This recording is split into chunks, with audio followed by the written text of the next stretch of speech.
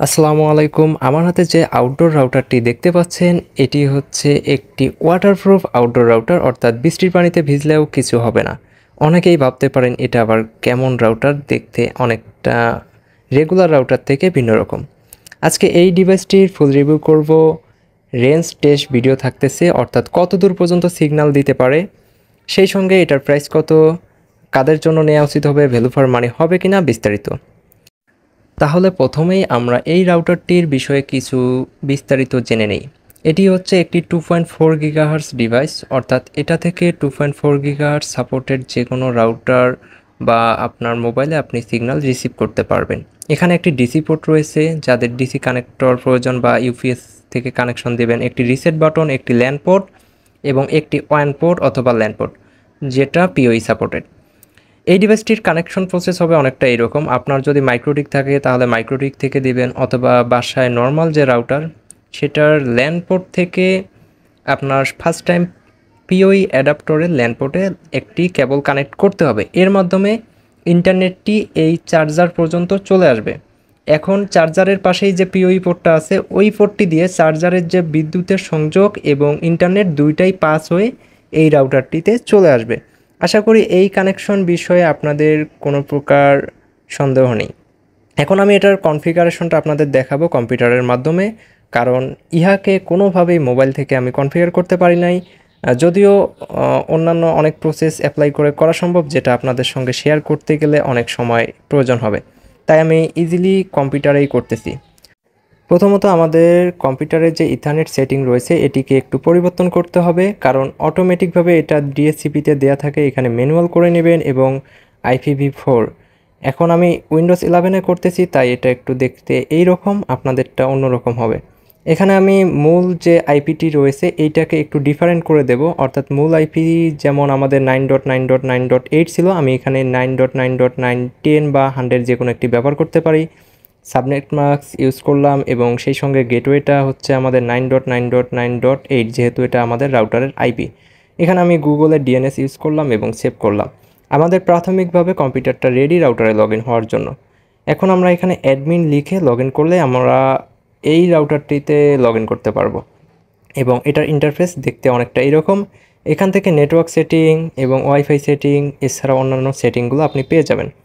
Wifi setting থেকে আপনি আপনার পছন্দের ওয়াইফাই নামটি এখানে বসিয়ে দিবেন।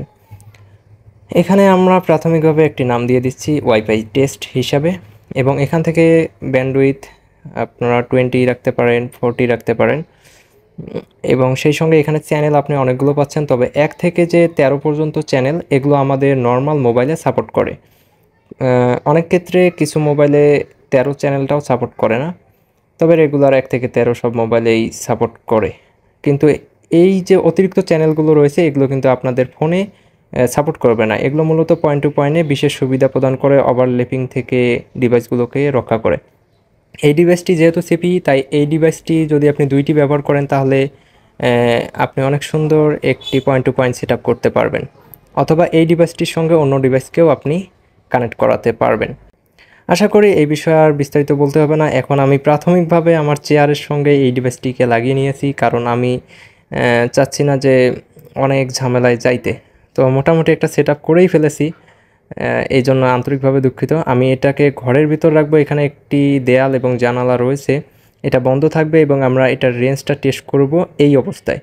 তাহলে আমাদের বেশি দূরে গিয়ে এটা রেঞ্জ টেস্ট করতে হবে না। যে নামটি দিয়ে আমরা ওয়াইফাই সেট আপ করেছিলাম সেই নামটি আমাদের ফোনে চলে এসেছে। আমরা যদি এটাতে কানেক্ট করি তাহলে এটা কানেক্ট হয়ে যাবে এবং একটি সাইন ইন পেজ চাচ্ছে।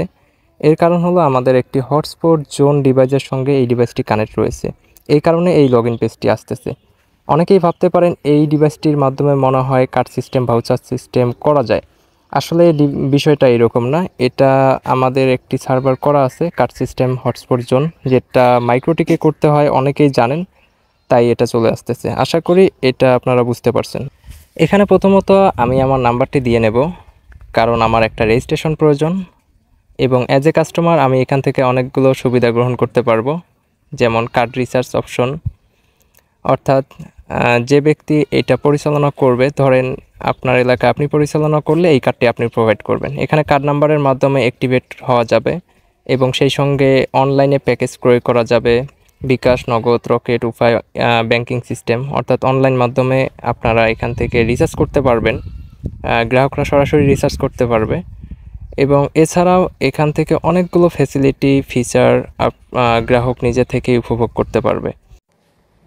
এছাড়াও আপনি উইনার ওয়াইফের হটস্পট জোনের যে প্যানেলটা থাকবে, এটার যেহেতু আপনি পরিচালনায় থাকতেছেন, এখানে আপনি যে সুবিধাটা গ্রহণ করতে পারবেন সেটা হলো আপনার এখানে সার্চ বারে যদি আপনি কাস্টমারের ফোন নাম্বারটি সার্চ করেন, তাহলে সেই নাম্বারটির আপনি যাবতীয় ইনফরমেশন এখানে দেখতে পারবেন এবং ওনার ব্যান্ডউইথ হিস্টোরি টু জেড অনেক কিছু অপশন আছে যেগুলো এখানে বর্ণনা করা অনেক সময় সাপেক্ষ।